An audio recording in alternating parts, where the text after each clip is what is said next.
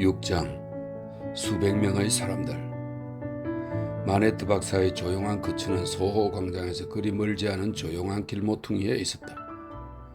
어느 화창한 일요일 오후, 넉 달이라는 파도가 반역 재판 위로 밀려와 그것을 넘실넘실 씹고 대중의 관심과 기억으로부터 저 멀리 바다로 보냈을 즈음, 자비스 로리 씨는 자택이 있는 클러크넬에서부터 햇살 좋은 거리를 따라 박사와 식사를 하러 가는 길이었다.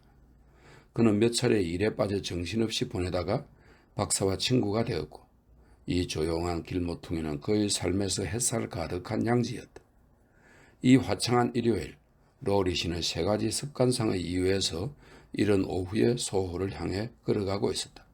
첫째, 화창한 일요일에는 정찬 전에 종종 박사 루시와 함께 산책을 했기 때문이었다. 둘째, 굳은 일요일에는 친구로서 그들 가족과 함께 이야기하고 책을 읽고 창밖을 내다보고 이런 식으로 하루를 보내는데 익숙했기 때문이었다. 셋째, 그에게 나름대로 풀어야 할 조심스러운 의혹이 하나 있는데 박사 가족의 생활 방식으로 보아 지금이야말로 그 의혹을 풀 수 있는 적기임을 알기 때문이었다. 박사가 거주하는 곳보다 더 고아한 정치가 있는 길모퉁이는 런던에서 찾아보기 힘들었다. 그곳은 관통하는 길이 없는 막다른 골목이었고 박사의 집에서 앞쪽 창문을 내다보면 고즈넉한 분위기가 감도는 예쁜 거리가 보였다. 당시에는 옥스퍼드 거리 북쪽으로 건물이 거의 없어서 지금은 사라진 들판에 잇목이 울창하고 야생화가 자라고 산사나무 꽃이 피어 있었다. 그 결과 시골 산들바람이 정주지 없는 떠돌이 빈민들처럼 어쩔 수 없이 교구에 머무는 것이 아니라 기운차고 자유롭게 소호를 돌아다녔다. 멀지 않은 곳에서는 제법 많은 복숭아 나무가 남쪽 벽을 이루어 제철이면 복숭아들이 탐스럽게 익어갔다. 하루 중 이른 시간에는 여름 햇살이 눈부시게 이 길모퉁이에 쏟아졌다. 하지만 길거리가 뜨거워질 무렵이면 이곳에는 그늘이 졌는데 그늘이 너무 널찍하게 들이운 것은 아니어서 그 너머로 눈부실 만큼 이글거리는 햇살을 볼 수 있었다. 이곳은 시원한 곳, 차분하면서도 유쾌한 곳, 메아리를 품은 멋진 보금자리, 맹렬한 길거리를 피해 숨을 수 있는 안식처였다. 이러한 정박지에는 고요한 배 한 척이 있어야 하는 법이며 실제 그곳에 존재했다. 박사는 크고 튼튼한 건물의 2층을 사용했다.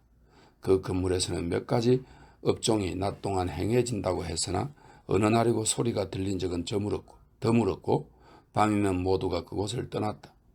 뒤쪽에 자리한 건물 한 채는 플라트너스 푸른 잎을 바스락거리는 안뜰을 거쳐야 나왔는데 소문에 의하면 그곳에서 교회 오르간을 만들고 은을 세공하고 수수께끼 거인이 금을 두드려 피운다고 했다. 마치 거인이 스스로를 두드려 세공이라도 한 것처럼, 그리고 찾아오는 방문객도 똑같이 바꿔버리겠다고 위협이라도 하는 것처럼 바깥 현관벽에는 툭 튀어나온 금빛 팔이 있었다. 이 금빛 팔이라고 하는 것은 18세기 금세공인의 표지이다 이렇게 되어 있네요. 당시에는 문맹률이 높았기 때문에 상점이 어떤 상품이나 기술을 다루는지 표지로 보여주는 경우가 많았답니다. 그 모양이라네. 바깥 현관벽에는 툭 튀어나온 금빛 팔이 있었다. 이 같은 작업자들이나 위층에 산다고 알려진 어느 외로운 세입자나 아래층에 회계 사무실이 있다는 아둔한 마차 장식업자의 경우에는 좀처럼 눈에 띄지도 인기척이 들리지도 않았다. 이따금 떠돌이 작업자가 윗옷을 걸치면서 현관을 가로지르거나 낯선이가 그곳에서 두리번거리거나 안뜰름에서 희미하게 쨍깡쨍깡 소리가 들리거나 금빛 거인이 내는 쿵쿵 소리가 들려오곤 했다. 하지만 이것들은 집 뒤쪽 플라트너스의 참새들과 집 앞쪽 모퉁이의 메아리가 일요일 아침부터 토요일 밤까지 이곳을 독차지했다는 원칙을 시험하는 예외에 불과했다. 마네트 박사는 옛 명성과 더불어 그의 사연이 풍문으로 떠돌면서 명성이 부활한 덕분에 제법 환자들을 맞았다. 그의 과학적 지식이나 정교한 실험을 수행하는 조심성과 탁월함은 환자를 계속 불러들였고 그는 원하는 만큼 돈을 벌었다. 그 화창한 일요일 오후, 자비스 로리 씨가 길모퉁이의 고요한 집 앞에서 초인종을 울릴 때 그는 이러한 내용들을 알고 생각하고 인지하고 있었다. 마네트 박사 계시오? 곧 돌아오신다고 했다. 루시 양은 계시오? 곧 돌아오신다고 했다. 프로스 양은 계시오? 아마도 계실 텐데 프로스 양의 의도를 한여로서는 확실히 알기가 불가능하기에 인정도 부인도 할 수 없다고 했다. 여기도 설명이 있네요.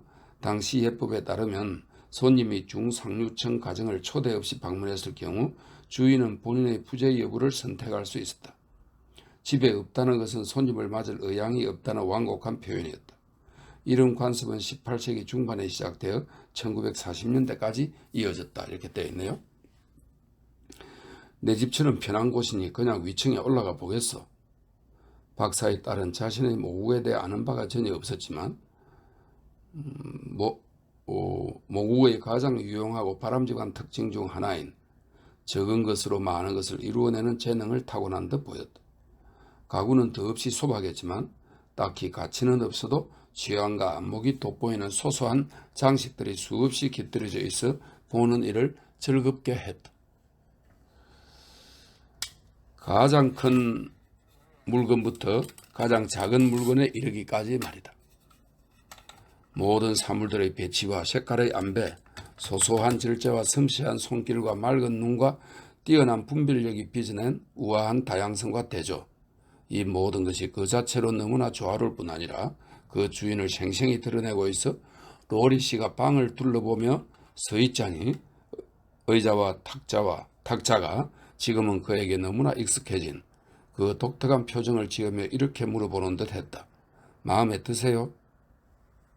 한층의 방이 셋 있었고 방을 연결하는 문들은 공기가 잘 통하도록 모두 열려 있어 로리 씨는 사방에서 찾아볼 수 있는 그 독특한 유사성을 흐뭇하게 눈여겨보면서 이 방에서 저 방으로 거닐었다. 첫 번째는 응접실로 루시의 쇠와 꽃과 책과 책상과 작업대와 수채화 물감 상자가 놓여 있었다. 두 번째는 박사의 상담실로 식당 겸용으로도 쓰였다. 세 번째는 안뜰에서 살랑거리는 플라타나스가 시시각각 다른 그림자를 흩뿌리는 방으로 이곳이 박사의 침실이었다. 그리고 이 방의 한쪽 구석에 파리 생탕투안 교회의 포도주 상점 옆에 자리한 어물한 주택 5층에 있던 그대로 지금은 사용되지 않는 구두장이 작업대와 도구함이 놓여 있었다. 이상한 이유는 로리 씨가 방을 둘러보다 걸음을 멈추고 말했다. 본인의 고통을 상기시키는 물건을 계속 곁에 두다니. 그게 왜 이상한가요? 갑작스러운 질문에 그는 깜짝 놀랐다. 질문을 한 이는 프로스 양이었다. 괄괄하고 불그레하고 손이 억센 여인으로 도보의 로열 조지 호텔에서 처음 만난 이후 그와 친분을 쌓아왔다. 그야 당연히 로리 씨가 말하기 시작했다. 그야 당연히는 무슨, 프로스 양이 말했다. 로리 씨는 말을 멈추었다. 어떻게 지내세요? 그러자 여인이 물었다. 날카로운 말투였지만 그럼에도 그에게 아무런 악의가 없다는 것을 드러내고자 하는 듯 했다. 덕분에 잘 지내고 있습니다. 로리 씨가 온순하게 대답했다. 프로스 양은 잘 지내십니까? 자랑할 정도는 아니에요. 그래요? 아, 그래요? 프로스 양이 말했다. 우리 아가씨 때문에 너무 심란해요. 그래요? 맙소사, 그래요 말고 다른 말 좀 하세요. 신경에 거슬려서 죽을 지경이니까. 프로스 양이 말했다. 그녀는 인내심이 신장과는 달리 짧았다. 키가 큰가 봐. 그럼 정말로요?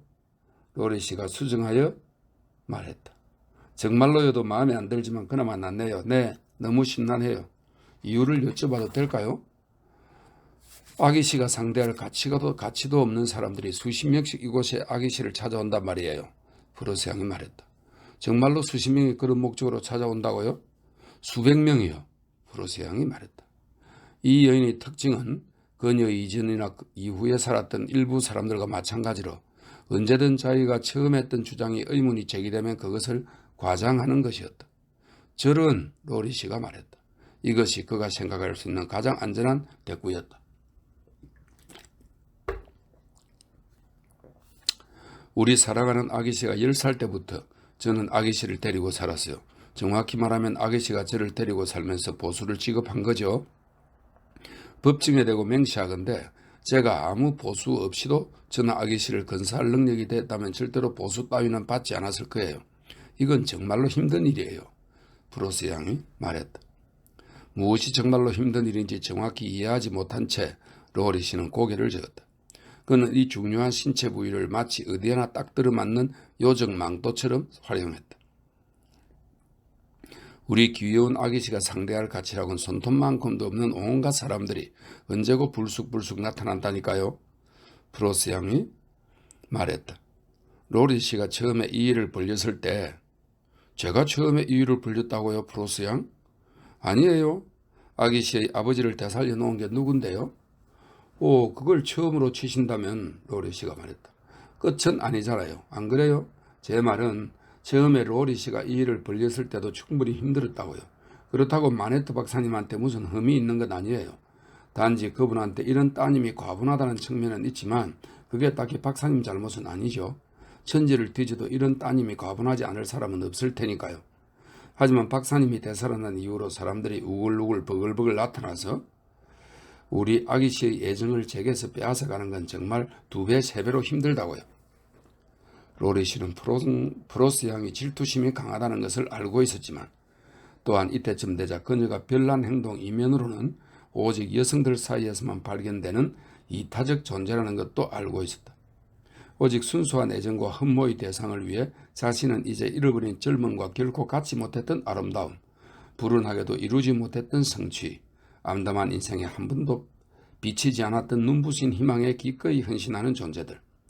그는 세상을 겪을 만큼 겪었기에 이 세상의 마음에서 우러난 충직한 봉사, 어떤 금전적인 타락에도 물들지 않고 행해지는 봉사보다 나은 것은 없다는 사실을 잘 알고 있었다.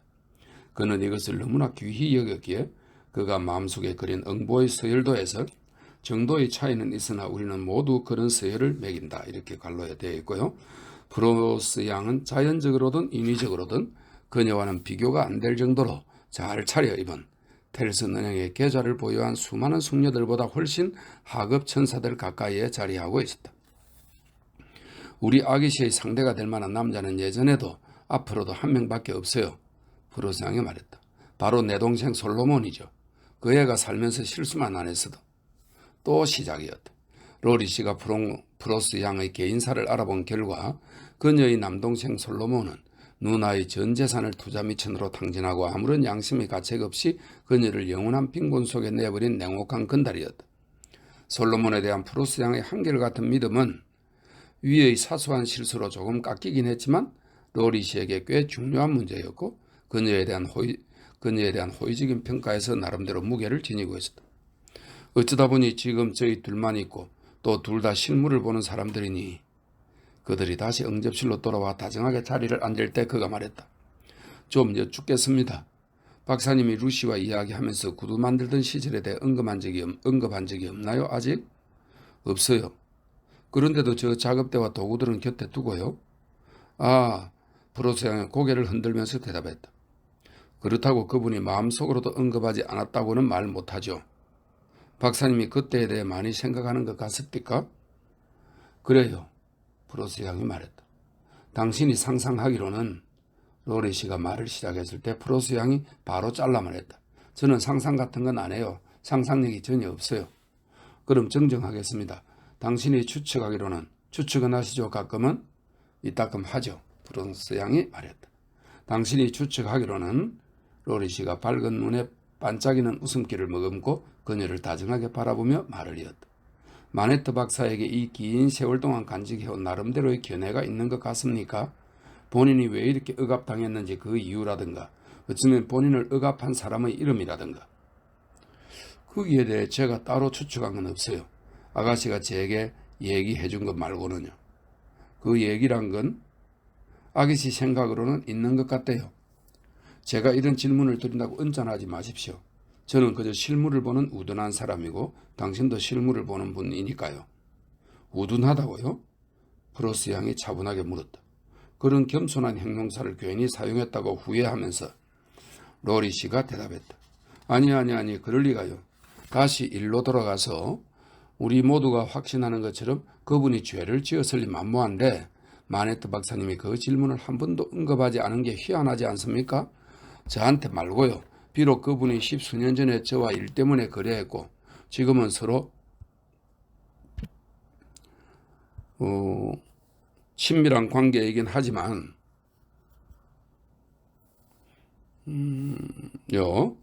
제 말은 아름다운 아가씨한테 응급하지 않는다는 거예요. 박사님이 그렇게 애정을 쏟는 따님이 아닙니까? 따님도 그렇게 박사님에게 애정을 쏟고요. 진심으로 말씀드리건대 프로스 양, 저는 단순한 호기심에서 이 문제를 꺼내는 게 아닙니다. 깊은 관심 때문이에요. 글쎄요, 제가 최선을 다해 이해한 바로는 뭐 아시는 것처럼 최선이라 해봤자 형편없지만 프로스 양이 양해를 구하는 말투에 마음이 누그러져서 말했다. 그분은 이런 주제를 아예 두려워하세요. 두려워한다고요?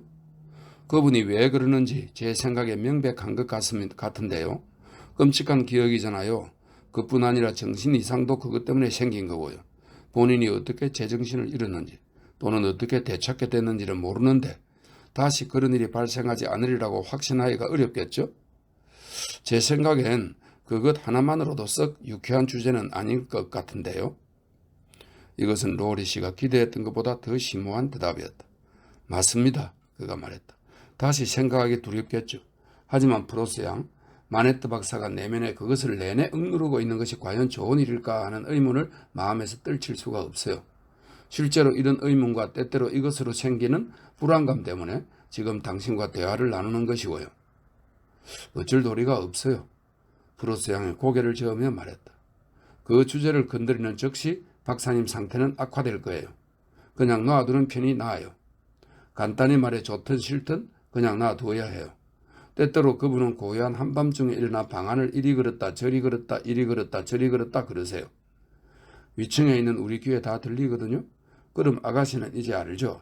그분이 마음속으로 옛 감옥안을 이리 걸었다 저리 걸었다 이리 걸었다 저리 걸었다 하는 거라는 걸. 그러면 아가씨는 서둘러 내려가요. 그러고는 둘이 함께 걸어요. 이리 걸었다 저리 걸었다 이리 걸었다 저리 걸었다. 그분이 진정하실 때까지요. 하지만 박사님은 본래 본인이 왜 그렇게 안절부절 못하는지 진짜 이유를 따님한테 한마디도 하지 않아요. 아가씨는 그냥 아무 내색하지 않는 게 최선이라고 여기시고요. 침묵 속에 두 분은 함께 이리 걸었다 저리 걸었다 함께 이리 걸었다 저리 걸었다 그러세요. 아기 씨의 애정과 동행 속에 그분이 제정신을 차릴 때까지요. 프로스 양은 본인이 상상력이 없다 했었지만 이리 걸었다 저리 걸었다 이 구조를 반복하는 것으로 보아 한 가지 슬픈 생각에 반복적으로 시달리는 고통을 인식하고 있었고 그것은 그녀에게 상상력이 있음을 입증해 주었다. 앞서 언급되었던 그곳은 메아리를 위한 멋진 길 모퉁이였다. 그곳에서는 다가오는 발소리가 어찌나 생생하게 울려 퍼졌던지 단지 힘없이 이리저리 거닐었다는 이야기를 꺼내는 것만으로도 메아리가 울려 퍼진 것 같았다. 돌아오셨네요. 프로스 양이 자리에서 일어나며 협의를 끝냈다. 그리고 조만간 수백 명의 사람들이 몰려들겠죠. 그곳은 음향적으로 매우 독특한 길모퉁이였고 매우 특이한 귀와 같은 장소라서 로리 씨가 조금 전에 발소리가 들린 아버지와 딸을 찾아 열린 창가에 섰을 때 그들이 절대 다가오지 않을 것처럼 느껴졌다. 마치 발소리가 떠난 것처럼 메아리가 사라졌을 뿐 아니라 그곳에 있지도 않은 다른 발소리의 메아리들이 대신 들렸다가 가까이 다가오는 듯 하더니 영영 사라지는 것이었다. 하지만 아버지와 딸은 이윽고 모습을 드러내고 프로스 양은 그들을 맞이하기 위해 바깥 현관에 대기 중이었다. 프로스 양은 괄괄하고 불그레하고 퉁명스럽지만 그럼에도 보기 흐뭇한 장면을 연출했으니 사랑하는 아기씨가 위층에 올라오자 그녀의 보닛을 벗기고 손수건 끝자락으로 손질하고 입으로 부르먼지를 털고 망토를 치우기 위해 척척 접고 이어 아가씨의 풍성한 머리카락을 매만질 때는 마치 세상에서 가장 허영심 많고 아름다운 여성이 자기 머리카락을 보며 지닐 법한 자부심을 드러내는 것이었다. 사랑하는 아기씨 역시 보기 흐뭇한 장면을 연출했으니 프로스 양을 끼어 안으면서 고마워하고 자기 때문에 너무 애쓴다고 나무라는 것이었다. 하지만 이런 나무람도 장난스럽게 해야지. 그렇지 않았다가는 프로스 양이 심하게 마음이 상해 자기 방으로 들어가 울어버리기 때문이었다. 박사 역시 보기 흐뭇한 장면을 연출했으니 그들을 바라보면서 프로스 양의 애정이 너무 과해 루시의 버릇이 나빠지겠다고 말하면서도 정작 본인의 말투와 눈빛에서는 프로스 양 못지않은 애정이 묻어나는 것이었는데 만약 그런 일이 가능했다면 심지어 더한 애정도 묻어날 정도였다. 로리 씨 역시 보기 흐뭇한 장면을 연출했으니 작은 가발을 쓴 채 이 모든 장면을 향해 환하게 웃으면서 늙음하게 자신을 집으로 이끌어준 독신자 별에게 감사하는 것이었다. 하지만 수백 명의 사람들이 이런 장면을 보기 위해 찾아오지는 않았고 로리시는 프로스 양의 예언이 실현되기를 헛되이 기다렸다. 정찬 시간이 되었지만 여전히 수백 명의 사람들은 없었다. 이 작은 가정을 꾸려나감에 있어 프로스 양은 하인 구역을 책임졌고 언제나 탁월하게 맡은 일을 해냈다. 그녀의 정찬은 아주 소박했지만 워낙 훌륭하게 요리되고 멋지게 차려진 데다 반은 영국식에 반은 프랑스식으로 짜임새 또한 뛰어나서 더할 나위가 없었다.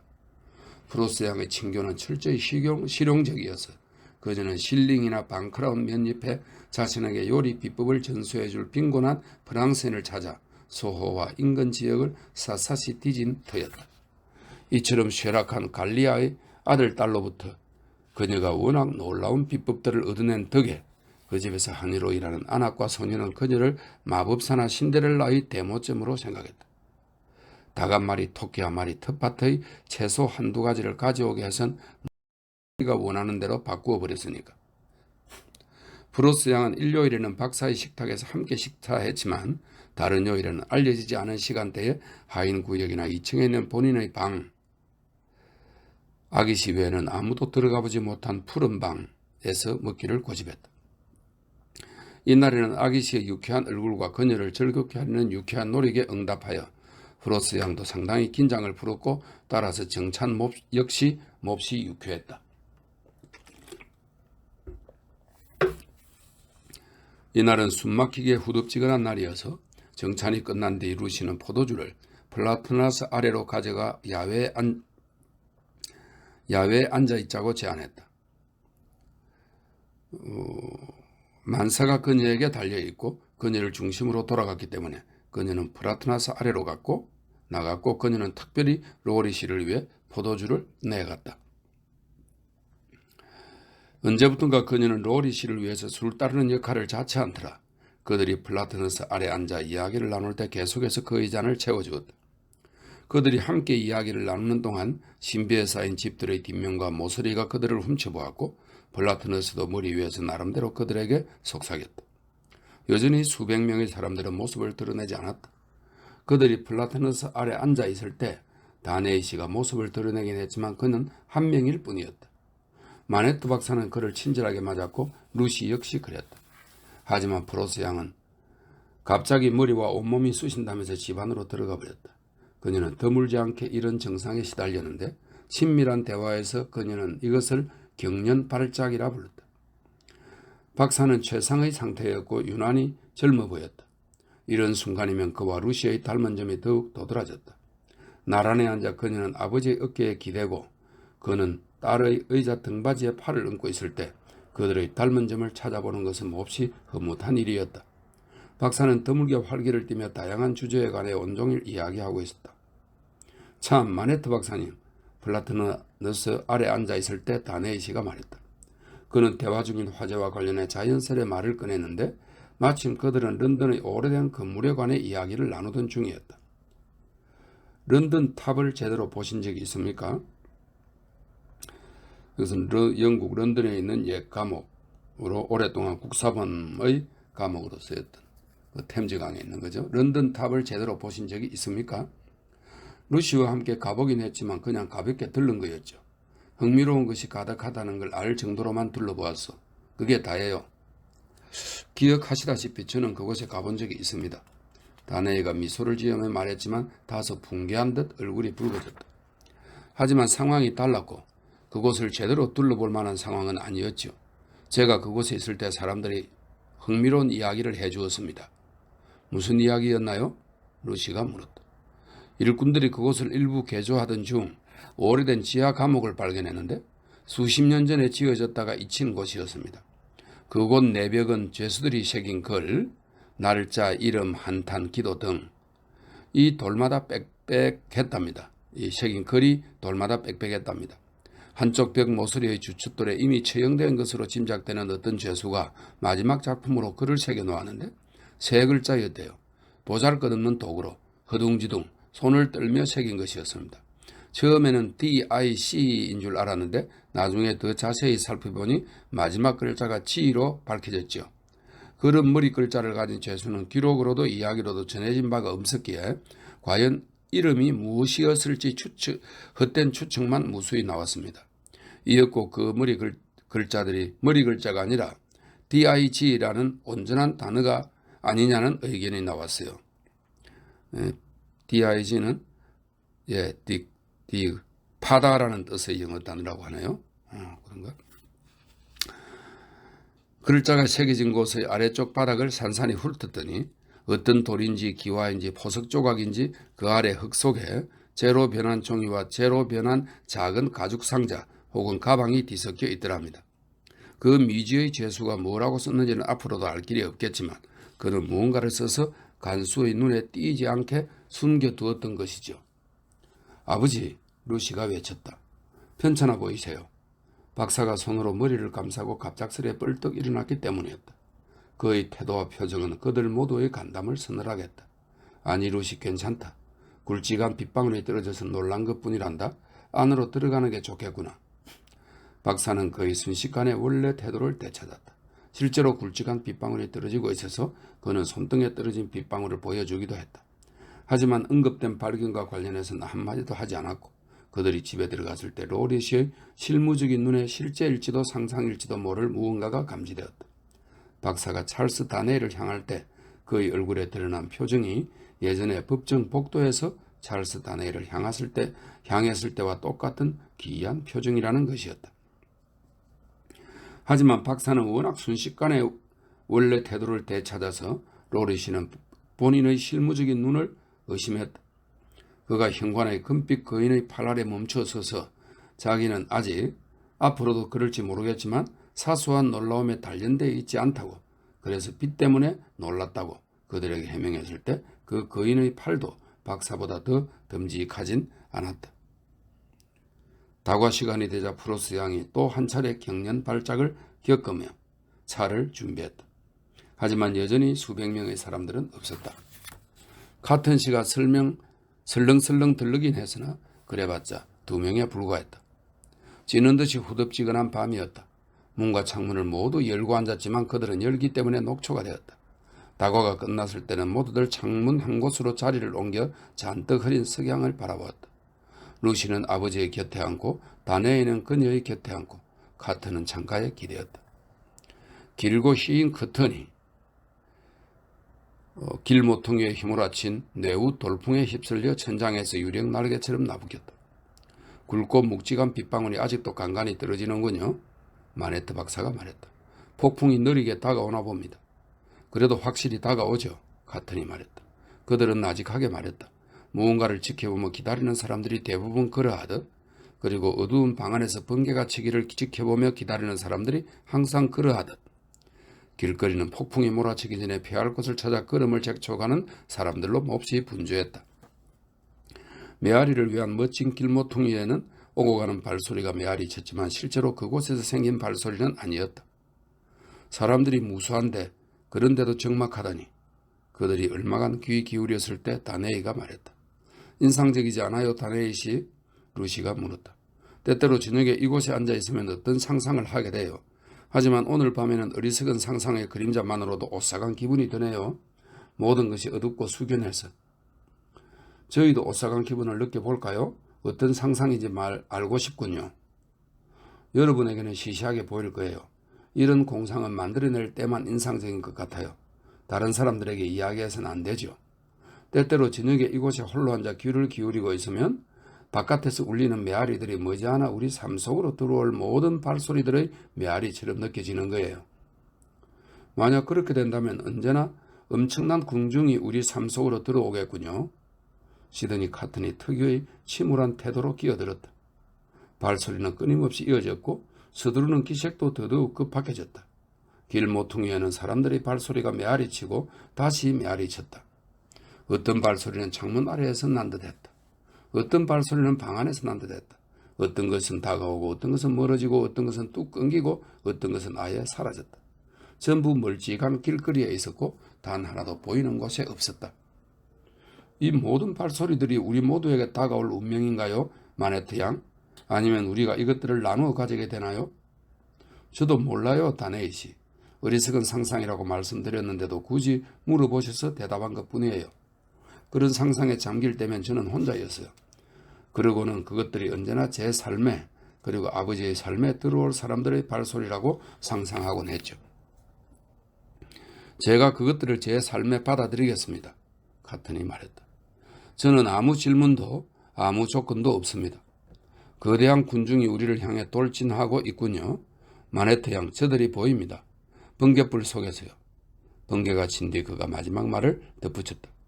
섬광이 번쩍이자 창가에 느긋하게 기댄 그의 모습이 보였다.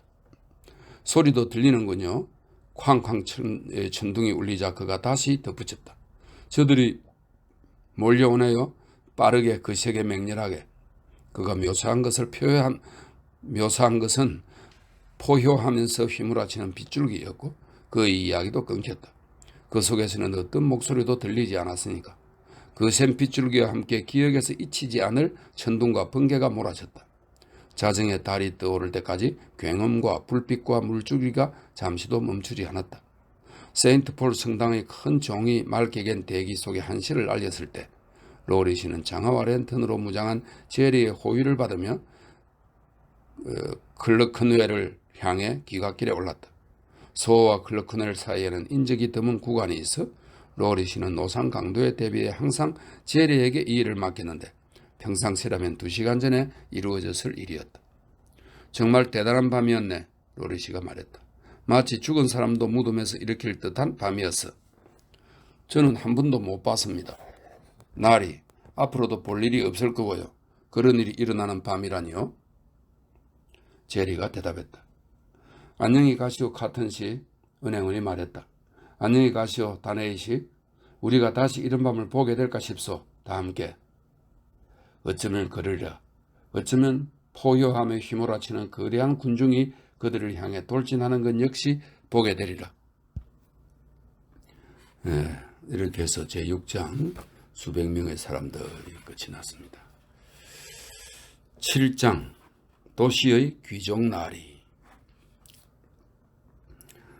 궁정의 최대 권력자 중 한 명인 대귀족나리는 파리의 호화로운 저택에서 격주마다 연회를 열었다. 대귀족나리는 안쪽 방에 계셨으니 바깥쪽 여러 방에 모인 숭배자들에게 이곳은 신성하디 신성한 성역이자 거룩하디 거룩한 성소였다. 대귀족나리는 이제 코코아, 이렇게 설명됩니다. 뜨거운 코코아는 18세기 영국과 프랑스의 부유층 사이에서 인기 있는 아침 음료였다. 가격이 비싸고 준비 과정이 번거로웠기 때문에 상류층의 사치품에 속했다. 이렇게 되어 있네요. 대귀족나리는 이제 코코아를 드시려는 참이었다. 대귀족나리는 참으로 많은 것을 수월하게 삼킬 수 있었고 일부 못마땅한 사람들이 보기에는 프랑스마저 빠르게 삼키고 있는 중이었다. 하지만 대귀족나리는 요리사 외에도 장정 4명의 도움 없이는 아침 코코아를 목구멍으로 넘기지 못했다. 그랬다. 대귀족나리의 입술에 흐뭇한 코코아를 대령하려면 4명의 사람이 필요했다.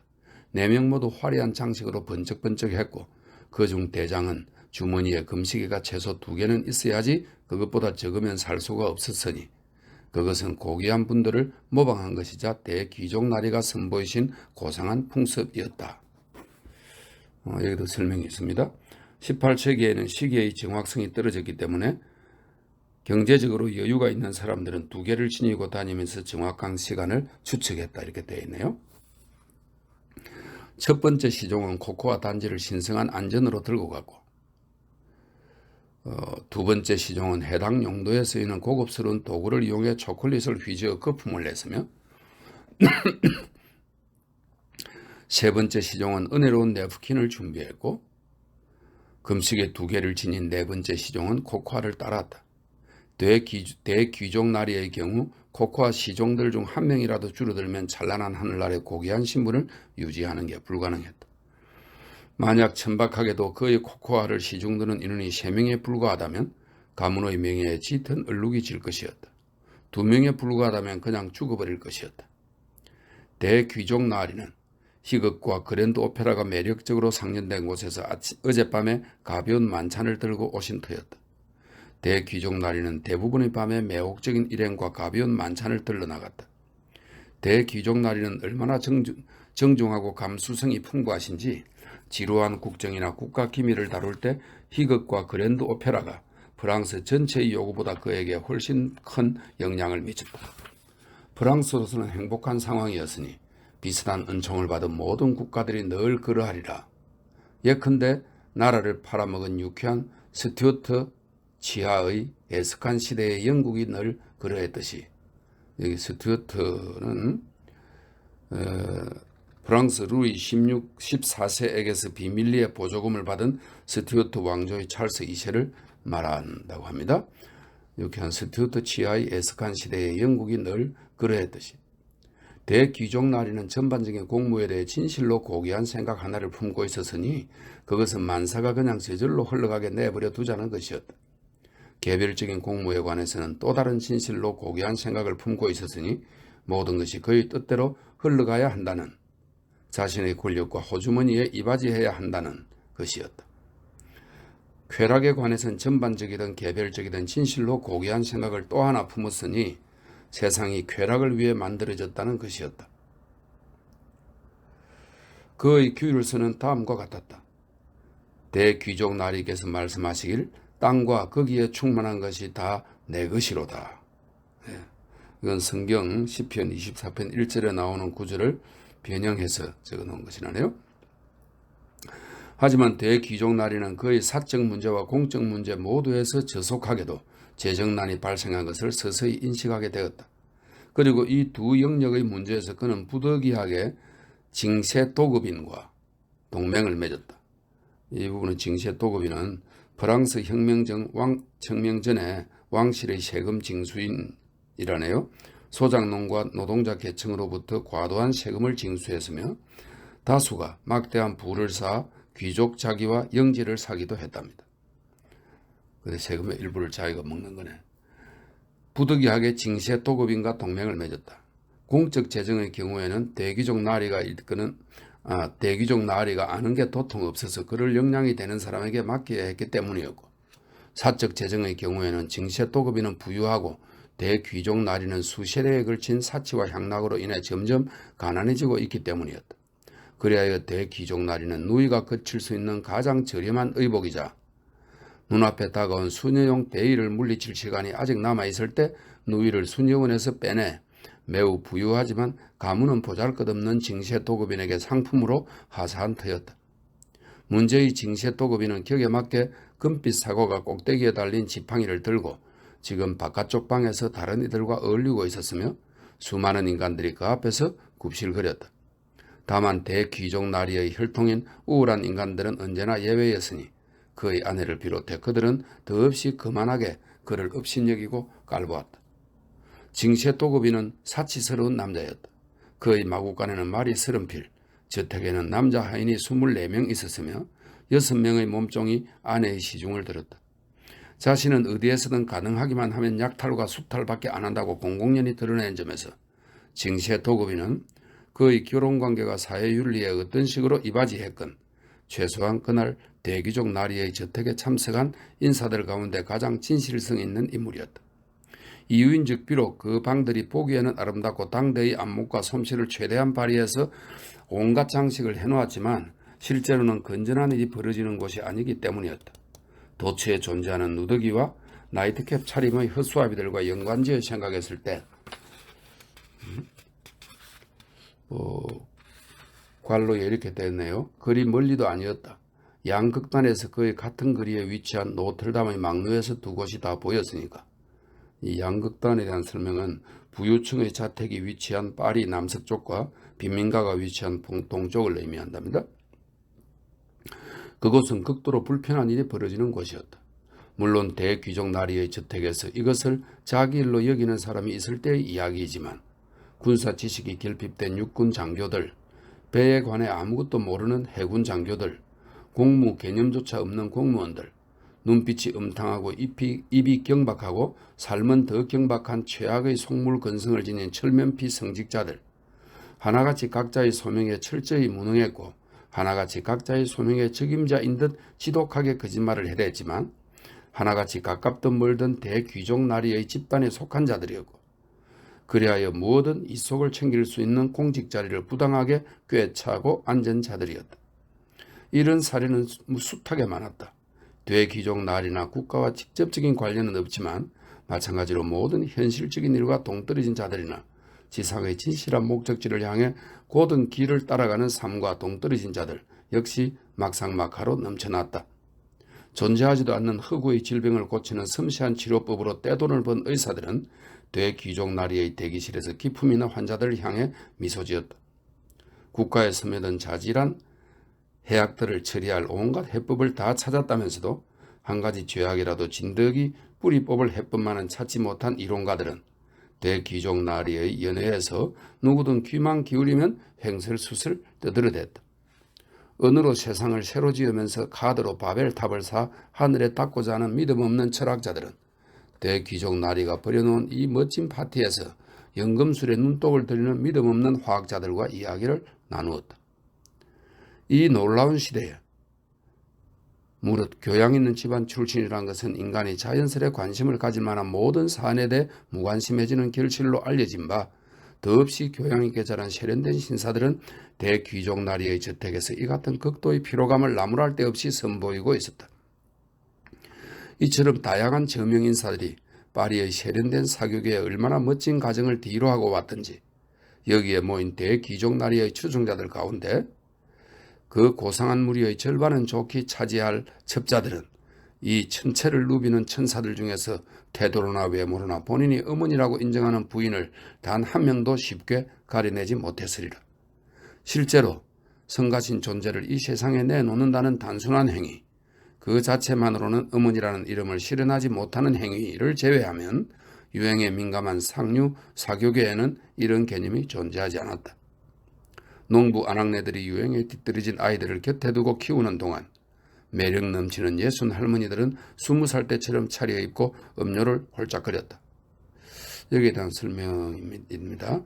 18세기 프랑스에서 귀족 자녀들은 매우 무관심한 대우를 받았다. 대개 출생 직후에 소장농 유모에게 맡겨져 2, 3년간 양육된 뒤 다시 가정으로 돌아오면 하인들의 손에 컸다. 일정한 나이가 되면 남자아이들은 엄격한 기숙학교로 보내졌다. 여자아이들은 수녀원의 기숙학교에 보내졌는데 대개는 혼처가 정해질 때까지 그곳을 떠나지 못했다. 부모들 친부모하고는 거의 같이 안 사네요. 비현실성이라는 나병이 대귀족 나리를 섬기는 모든 인간들을 흉하게 일그러뜨렸다. 가장 바깥쪽 방에는 지난 몇 년간 전반적으로 상황이 잘못되어 가고 있다는 막연한 불안감을 품어온 예외적인 인물들이 대여섯 명 있었다. 상황을 바로잡기 위한 전도 유망한 방법으로 그 대여섯 명 중 절반은 경련주의자, 경련주의자는 프랑스에서 18세기 중반에 성행한 광신도 종파, 자칭 종교적 영감을 받을 때 경련을 일으키는 데서 이름이 유래되었다네요. 경련주의자라는 괴이한 종파의 신도가 되었고 심지어 지금도 적석에서 거품을 물고 발광하고 울부짖고 몸이 뻣뻣해져야 하는 게 아닌가. 그리하여 미래로 향하는 명료한 표지를 세워 대귀족 나리의 길잡이가 되어야 하는 게 아닌가 하고 자기들끼리 상의하는 중이었다. 이런 데르비시는 극도의 금욕 생활을 서약하는 회교도 일원으로 예배 때 격렬한 춤을 추는 것으로 유명하다 이렇게 되어 있네요. 데르비시라고 하는 단어는 격렬한 춤을 추는 사람이나 상황을 묘사하는 말로도 쓰이기 때문에 앞서 언급한 격렬한 신체 활동을 보이는 경련주의자를 빗대어 표현한 말로 보인다 이렇게 되어 있습니다. 데르비시들 외에도 진리의 중심에 관한 용어로 문제를 해결하는 또 다른 종파에 뛰어든 사람이 셋 있었다. 그들은 인간의 진리의 중심에서 벗어났지만 그것은 굳이 입증할 필요도 없다 이렇게 설명이 되어 있고요. 아직 원둘레를 벗어난 것은 아니라고 주장했다. 따라서 원둘레 밖으로 튀어나가지 못하게 잡아야 하고 다시 중심으로 밀어넣기 위해서 금식을 하고 성령을 접해야 한다고 했다. 그런 연유로 이들 사이에서는 성령과의 대화가 많이 이루어졌고 이것은 전혀 입증되지 않은 무수한 득행을 행했다. 그래도 위안이 되는 것은 대귀족 나리의 호화로운 저택에 참석한 모든 이들이 완벽하게 차려입었다는 점이었다. 만약 심판의 날이 옷차림으로 심판을 받는 날이라고 확정되기만 한다면 그곳의 모든 이들은 영원토록 죄가 없을 듯했다. 곱슬곱슬하게 찢이고 분을 뿌려서 높이 올린 머리칼이며 인위적으로 손보고 유지한 아름다운 안색이며 보기에도 용맹한 칼들이며 후각에 뿌듯하게 와닿는 섬세한 향까지 이것들은 만물을 영원히 계속하게 되리라. 더없이 교양있게 자란 세련된 신사들은 조그만 펜던트 장식을 걸고 있어 그들이 나른하게 움직일 때마다 짤랑짤랑 소리가 났다. 이 금빛 족쇄들은 귀한 방울처럼 울렸다. 이렇게 울리는 방울 소리와 실크와 양단과 고운 리넨이 사각사각 스치는 소리에 공기가 파르르 떨리면서 생탕투항과 그곳의 개걸스러운 굶주림을 멀리 날려버렸다. 옷은 만물을 제자리에 유지하는 데 쓰이는 부적이자 주문이었다. 모든 이들이 결코 끝나지 않을 가장 무도회를 위해 차려입었다. 튀일리 궁전에서부터 시작하여 대귀족 나리와 궁정 대신을 거쳐 집무실과 재판소와 모든 사회계층을 거쳐 가장 무도회는 사형 집행인에까지 이르렀다. 이 부적에 따라 그는 곱슬곱슬 지지고 분을 뿌리고 금빛 레이스가 달린 상의와 굽 높은 구두와 흰색 실크 양말 차림으로 직무를 수행해야 했다. 주교들의 방식처럼 오를레앙 선생과 나머지 선생들을 비롯해 각 지역의 형제 선생들 사이에서 파리 선생으로 불리던 그는 교수대와 그 영틀 틈에서 이처럼 고상한 차림으로 처형을 관장했다. 서기 1780년에 대귀족 나리의 연회에 참석한 무리 중에서 곱슬머리, 머리카락 분, 금빛 레이스, 굽 높은 구두, 흰색 실크 양말 차림의 사형 집행인에 기반을 둔 체제가 저 별들보다 더 오래가지 못하리라고 그 누가 감히 의심할 수 있었으랴. 대귀족 나리는 코코아를 마심으로써 내 시종의 무거운 의무를 들어준 뒤 거룩한 성소의문을 활짝 열게 하고 밖으로 납시었다.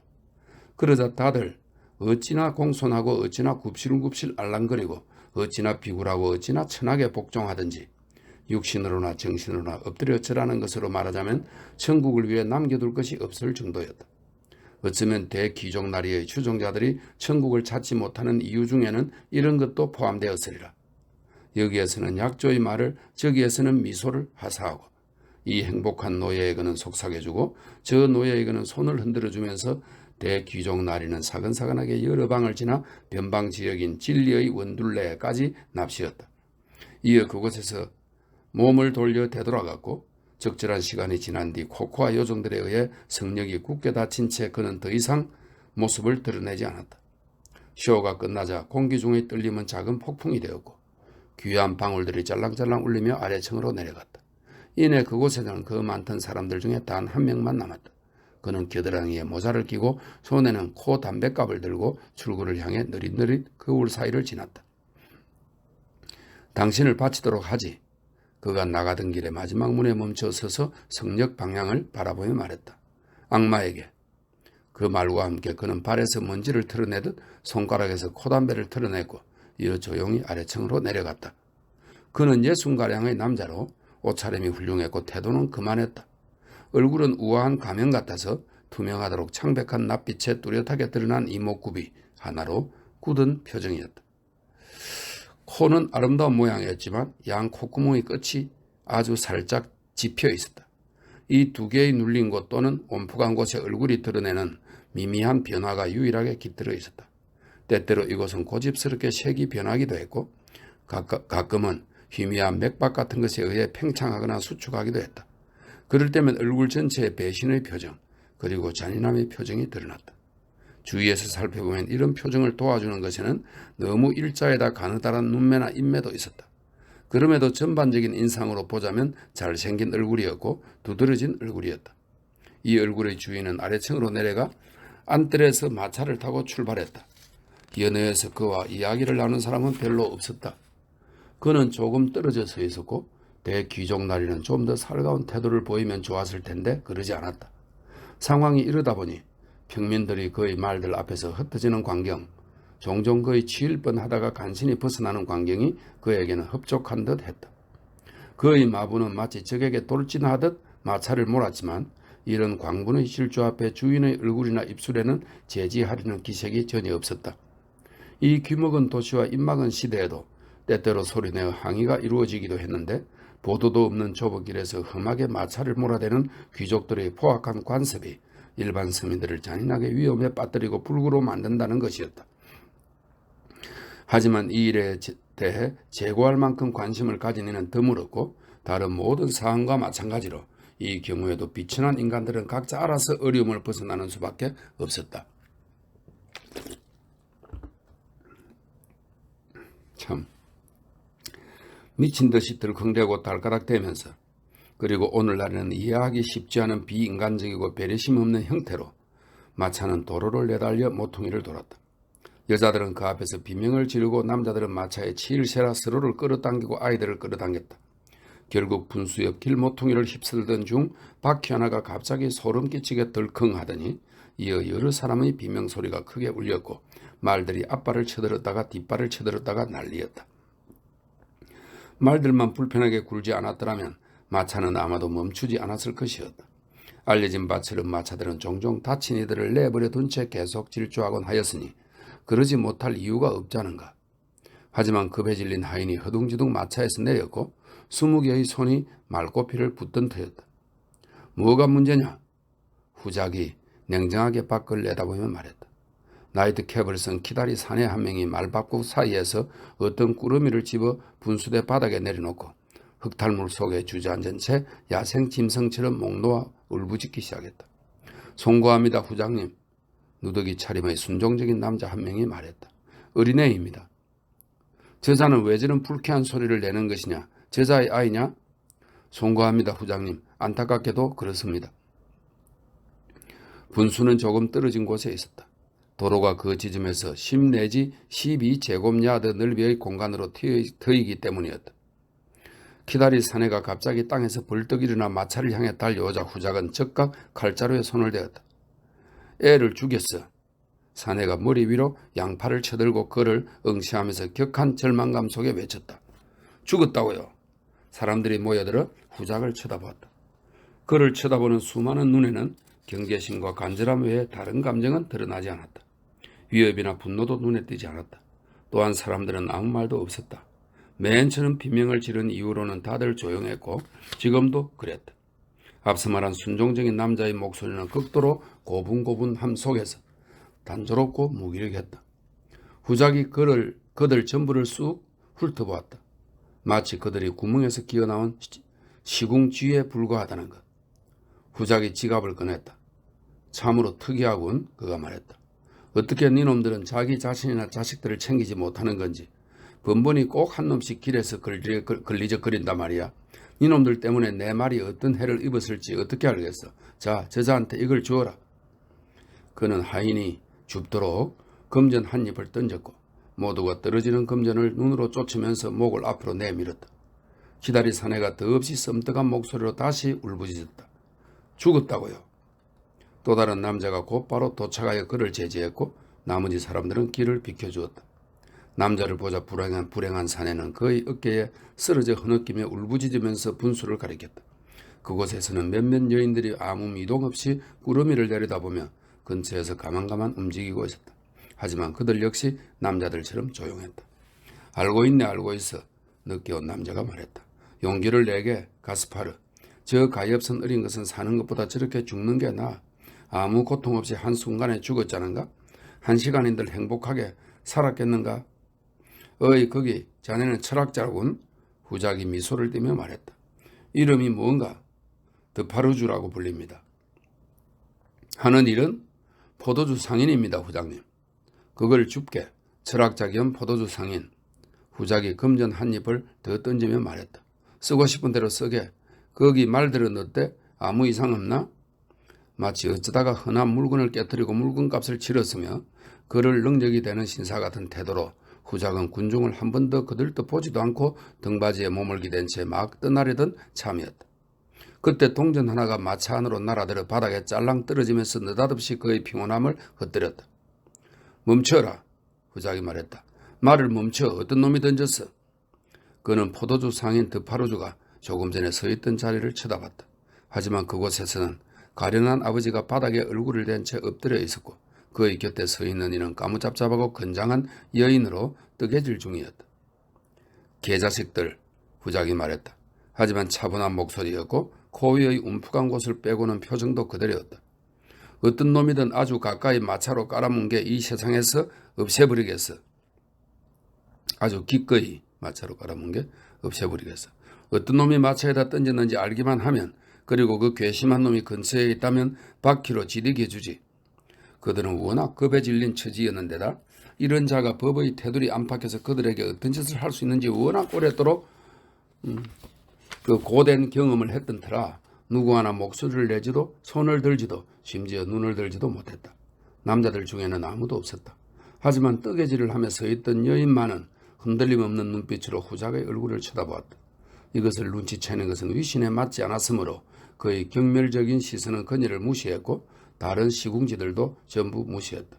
그는 다시 등받이에 몸을 기대고 명령했다. 출발해. 그는 계속 질주했다. 다른 마차들이 빠른 속도로 연이어 소용돌이 치며 지나갔다. 장관, 정부 일원과 징세동업인, 의사, 변호사, 성직자, 그랜드 오페라, 희극, 가장무도회 전체가 끊임없이 이어지는 눈부신 흐름 속에 소용돌이 치며 지나갔다. 시궁쥐들이 이를 구경하러 구멍에서 기어나와 몇 시간하고 떠나지 않고 구경했다. 군인과 경찰이 종종 그들과 화려한 경쟁 사이를 막았으며 장벽을 이루었고 시궁쥐들은 그의 뒤에서 살금살금 움직이고 그 틈으로 빼곰이 내다보았다. 아버지는 이미 오래전에 꾸루미를 들고 모습을 감추었고 그 꾸루미가 분수대 바닥에 놓여 있을 때 보살폈던 여인들은 흐르는 물과 계속되는 가장무도회를 지켜보며 그곳에 앉아 있었다. 그리고 두드러진 모습으로 뜨개질을 하며 서 있던 여인은 운명의 여신처럼 확고하게 계속 뜨개질을 해나갔다.